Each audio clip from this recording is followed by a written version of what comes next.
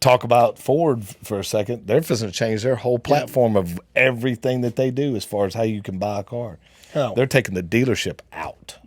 Are Completely out of the That's what the CEO was saying. Yeah. Because of all the stuff. You know, like I called to get when I was looking for a truck before the bank said, no, you need to keep more money in the bank.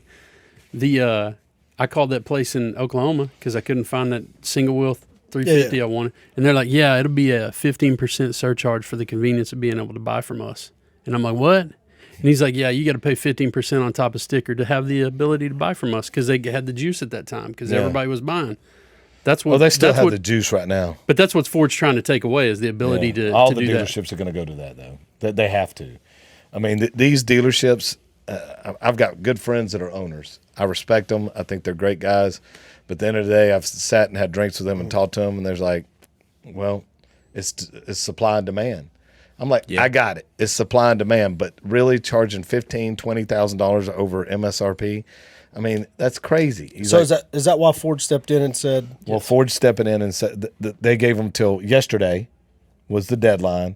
They had each dealership, if they wanted to be a part of the future EV program that Ford's launching, they had to give back to Ford $1.5 million.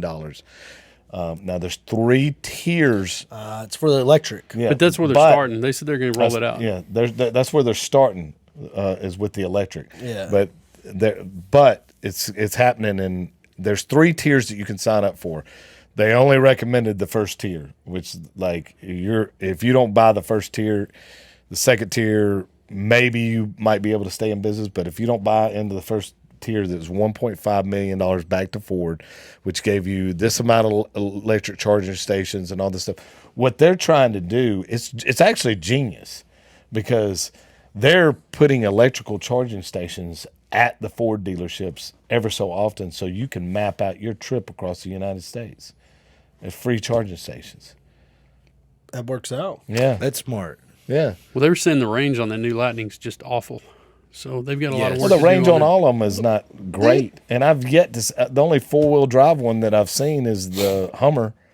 And I mean, like, That's pretty sweet, though. it is sweet, but I mean, they're $200,000. Who's got that? Hold on, that. what? Yeah. The Hummer's $200,000.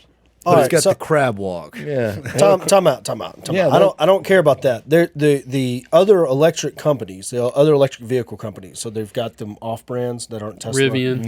No. Those I've seen some of those going up and down the road, but those got to be closer to 60. They got to be. I think they're closer to normal price. That Rivian's cool. It's like a Honda. I mean, for what it is. It's like a Honda. But they don't like what Ridgeline kind of looks like that. But they still don't have a electric vehicle that'll go 600 miles. That's true. No. Those TFL, there's a big channel, TFL Off-Road, that tried to take that Lightning to Alaska. I don't know how that worked out. They were going to drive it all the way.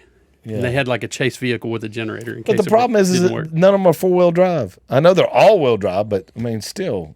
Even Yeah. the Lightning, is it? I think it's. I mean, wouldn't No, all-wheel drive be the same thing? They're all all-wheel drive. Yeah. Dang.